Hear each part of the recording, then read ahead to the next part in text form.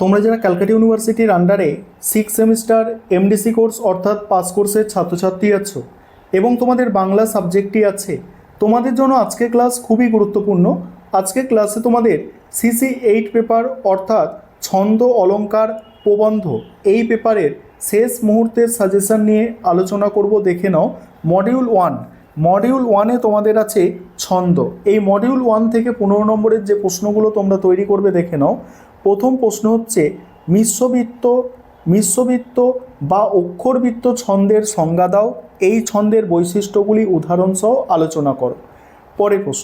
পরের প্রশ্ন হচ্ছে দলবৃত্ত বা শাসাঘাত প্রধান বা স্বরবৃত্ত ছন্দের সংজ্ঞা ও বৈশিষ্ট্য উদাহরণসহ বুঝিয়ে দাও। পরের প্রশ্ন আছে সরল কলাবৃত্ত বা মাত্রাবৃত্ত বা ধ্বনি প্রধান ছন্দের সংজ্ঞা দাও এবং এই ছন্দের বৈশিষ্ট্যগুলি উদাহরণসহ আলোচনা করো। এখানে 3টি প্রশ্ন তোমাদের দেয়া হয়েছে, আর আশা করি এখান থেকে একটি প্রশ্ন তোমরা অতি অবশ্যই কমন পাবে। একটা বিষয় তোমাদের এখানে বলবো যে তোমাদের এই বাংলা সাবজেক্ট, এখানে কিন্তু 15 নম্বরের প্রশ্ন কমন পাওয়া খুব সুবিধাজনক, তবে 5 নম্বর এবং 1 নম্বরের যে তোমাদের প্রশ্ন থাকে সেগুলো কিন্তু সাজেশন থেকে সম্পূর্ণ হুবহু কমন আসে না, সেখানে কিছু নতুন প্রশ্ন ঘুরিয়ে ফিরিয়ে প্রতিবারেই দেয়া হয়। তবে এখানে মোস্ট ইম্পর্টেন্ট বেস্ট প্রশ্নগুলো বাছাই করে তোমাদের জন্য দেয়া হয়েছে। এবার 5 নম্বরের প্রশ্ন দেখো। 5 নম্বরের সংজ্ঞা এবং দৃষ্টান্তর সহ পরিচয় দাও। দল বা অক্ষর, তারপরে কলা বা মাত্রা, মোস্ট ইম্পর্টেন্ট এগুলো। পর্ব ও পর্বাঙ্গ, জ্যোতিভঙ্গ, তারপরে মুক্তদল, রুদ্রদল, শাসাঘাত, এগুলো ভালো করে দেখে যাবে।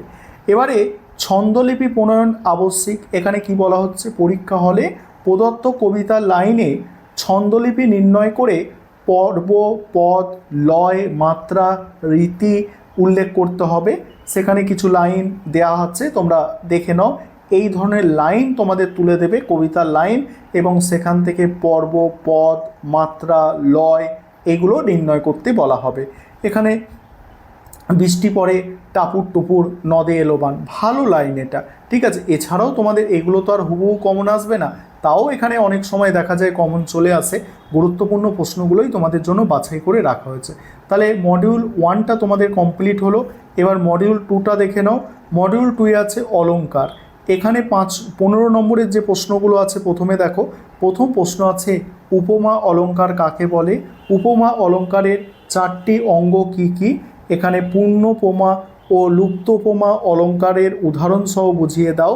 তারপরে আছে দেখো অনুপ্রাস অলঙ্কার কাকে বলে, এর শ্রেণীবিভাগগুলি উল্লেখ করে যে কোনো 2টি ভাগ সম্পর্কে আলোচনা করো। তারপরে আছে দেখো রূপক অলঙ্কার। রূপক অলঙ্কার কাকে বলে, এর বিভিন্ন বিভাগগুলির নাম উল্লেখ করে যে কোনো 2টি বিভাগ সম্পর্কে দৃষ্টান্তর সহ আলোচনা করো।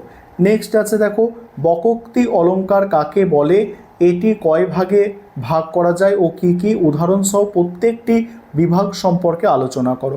এই 4টি প্রশ্ন এখানে একদম টপ মোস্ট ইম্পর্টেন্ট প্রশ্ন। তারপরে হচ্ছে কি, তারপরে একটি প্রশ্ন এক্সট্রা দেওয়া আছে দেখো উৎপেক্ষা, ঠিক আছে। উৎপেক্ষা অলঙ্কার কাকে বলে, উদাহরণসহ শ্রেণীবিভাগ করো, ঠিক আছে, উৎপেক্ষা অলঙ্কার। এবারে তারপরে কি আছে 5 নম্বরের প্রশ্ন শ্লেষ অলঙ্কার, সমাসক্তি অলঙ্কার, ব্যতিরেক অলঙ্কার, অপহিত অলঙ্কার, বিরোধ অলঙ্কার, এগুলো 5 নম্বরের প্রশ্ন হিসাবে দেওয়া হয়েছে। সংজ্ঞা এবং উদাহরণ করবে, যেগুলো স্টার দিয়ে চিহ্নিত করা, এগুলো হচ্ছে বেস্ট ইম্পর্টেন্ট প্রশ্ন। এবার অলঙ্কার নির্ণয় করার প্রশ্ন আসবে, সেখানে লাইন তুলে দেবে, লাইন তুলে মানে কবিতার লাইন দেয়া থাকবে, সেখানে অলঙ্কার নির্ণয় করতে হবে। এগুলো একটু শিখতে হয়, তবে তোমাদের যে প্রশ্নগুলো দিয়েছি সেগুলো ভালো করে করো। আশা করি ওখান থেকে করলে ভালোভাবে তোমরা পাস করে যাবে, যারা ওইসব অলঙ্কার এগুলো নির্ণয় করতে পারবে না আর কি, তোমাদের বলছি। এবারে 3 নম্বর মডিউলে প্রবন্ধ থেকে কি কি প্রশ্ন আছে দেখো। এখানে প্রথম প্রশ্ন 15 নম্বরের রেখেছি যে বঙ্কিমচন্দ্র চট্টোপাধ্যায়ের পতঙ্গ প্রবন্ধের বিষয়বস্তু সংক্ষেপে আলোচনা করো। এবারে এখানে অথবা দিয়ে ব্র্যাকেটে একটা প্রশ্ন আছে, দেখতে পাচ্ছ। এই প্রবন্ধে মানুষের জীবন ও পতঙ্গের জীবনের যে তুলনা করা হয়েছে তা নিজের ভাষায় লেখো।